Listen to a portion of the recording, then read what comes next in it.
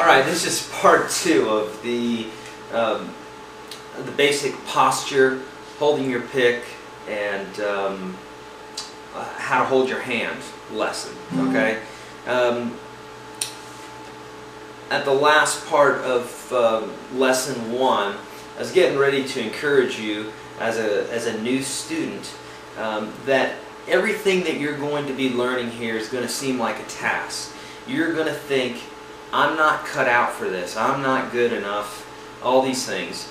Totally false, totally not true, so don't even entertain the thought.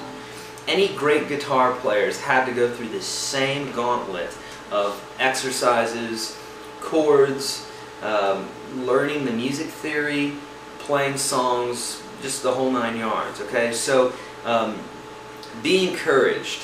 If you're having a hard time doing any of these exercises or learning any of these songs, be encouraged that you're learning something that that's worthwhile. Okay, it's not something that anybody can just pick up and do.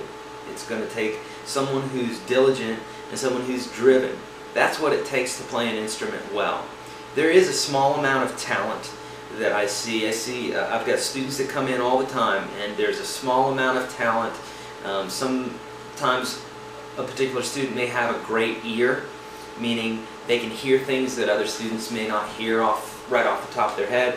There's other students that they have great motor skills, so they're able to play scales and chords and stuff like that pretty quickly, but maybe their ear's not so good. Then I have other students who are just completely tenacious and just practice their instrument all the time.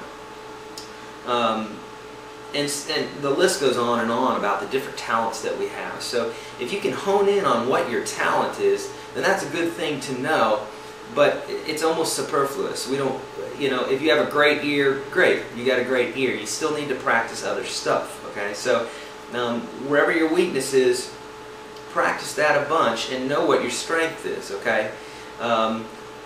If you've seen any of my guitar videos, since I've been playing so long as a player, you're not as impressed with yourself anymore as you were in the beginning. And you'll find this as a new player, is you'll be very impressed with the new areas that you get to, playing new songs and what have you.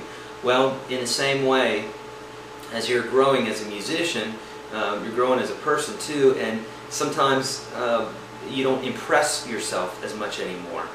Well, in my guitar videos, if there's anything there that you say, wow, that's great, or wow, he must be very talented, or he was born with all this talent, it's not like that. It's like it's really a bunch of work, but it's fun at the same time. So on a scale of 1 to 10, I'd say the talent that I was born with is probably like a 4 or 5, something like that. It's not. I don't have a ton of talent that I feel I was born with, but I have a lot of tenacity, and I love music, so I practice my butt off, and you'll find that with most players, that anybody who's worth their weight and knows how to play is just because they've logged a lot of hours in on the instrument. So all that to say, and I'm going to wrap it up here, I'm getting a little long-winded.